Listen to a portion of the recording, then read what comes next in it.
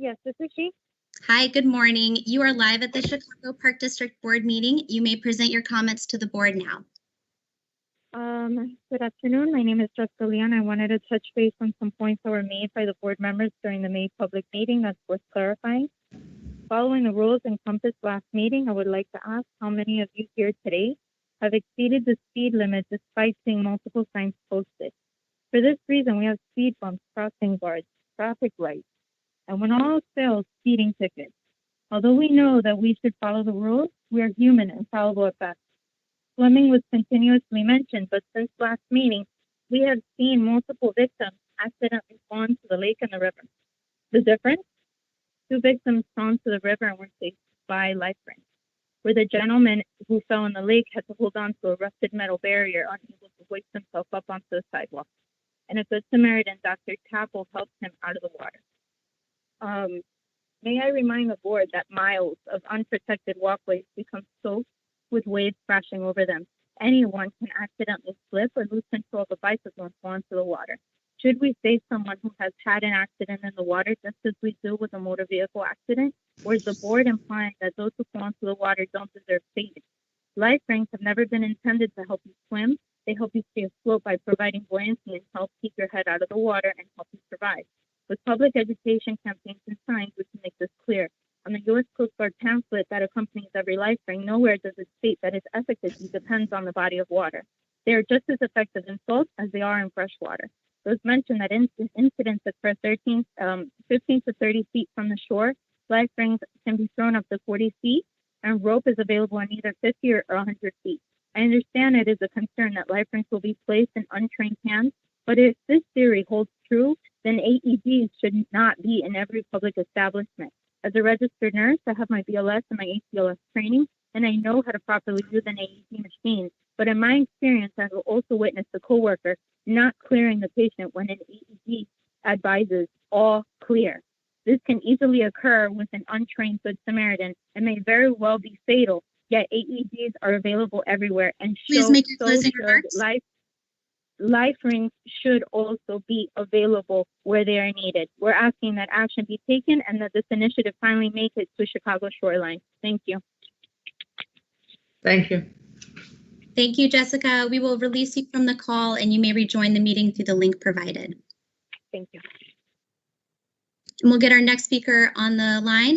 Please let the record reflect that Hallie Quezada has submitted materials which you can find in your board packets. And it's ringing.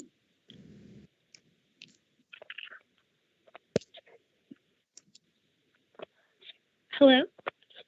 Hi, is this Hallie? Yes, this is she. Hi, good morning. You are live at the Chicago Park District Board meeting. You may present your comments to the board now.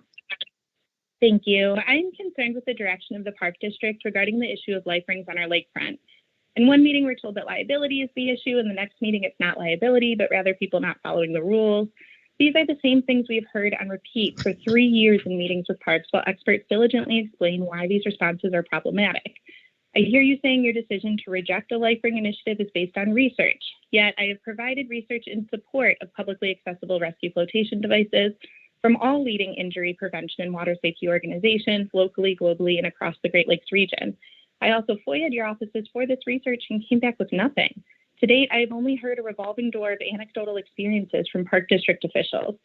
I also shared with you an article from 1986 when 4 children drowned at a known hazard spot with no protection. Even then, Park's comment was, "We have signs."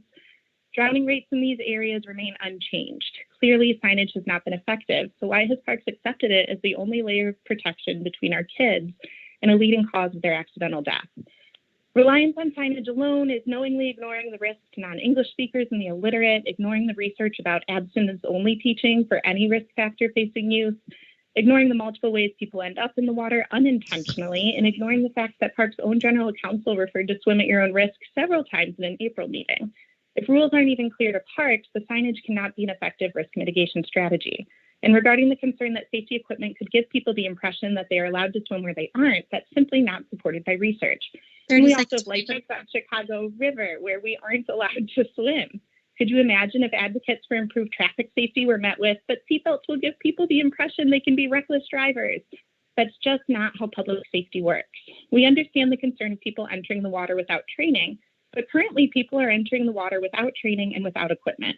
A life ring offers a way for bystanders to help without getting in the water. We have countless news stories of Chicago bystander rescues, several unsuccessful, including a father drowning attempting to rescue his daughter who was swept off a pier that absolutely should have had a life Please ring. make your closing A remarks. ring protects the rescuer by keeping them out of the water.